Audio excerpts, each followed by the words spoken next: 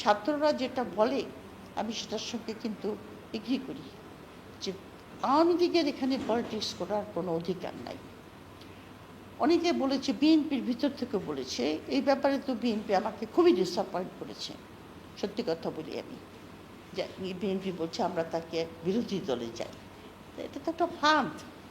বিরোধী দলে এনে 2 বছর পরে একে বিদায় করে দিয়ে ওকে বসিয়ে দিবে।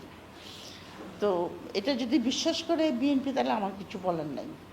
কিন্তু আপনার এই যে আপনার প্রচেষ্টাটা চলছে, এই প্রচেষ্টাটা দেখেন,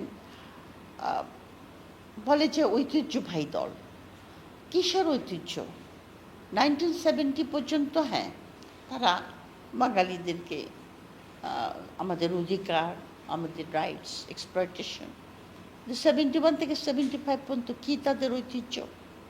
30,000 লোক মেরেছে না, চাষদের লোক। তারপরে বাকশাল করেছে।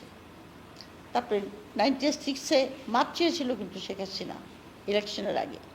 মাপ চেয়ে ক্ষমতায় আসলো, কিন্তু বেশি কায়দা করতে পারে নাই, কারণ তখন বিএনপি একটা অনেক 120টা সিট নিয়ে পার্লামেন্টে ছিল। কিন্তু যেদিন থেকে সে ক্ষমতায় পেয়েছে 2009 সাল থেকে, সেদিন থেকে সে চেষ্টা করেছে এই দেশটাকে সম্পূর্ণ পঙ্গু করে দিয়ে সে একটা ভারতের একটা মানে ভারতের আধিপত্যবাদ এখানে সব দিক দিয়ে করেছে।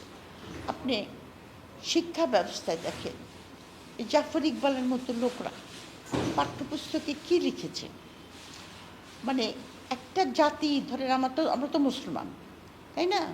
তো আপনি যদি মুসলমান ইতিহাসকে সবসময় এও করেন, তা আমার মধ্যেও কিন্তু একটা হীনমন্যতা আসবে। তো জাফর ইকবালরা কী লিখল বইয়ে, যে বখতিয়ার খিলজি যখন এখানে এসেছিলেন, তিনি অনেক বৌদ্ধবিহার ধ্বংস করে কোনো রকম।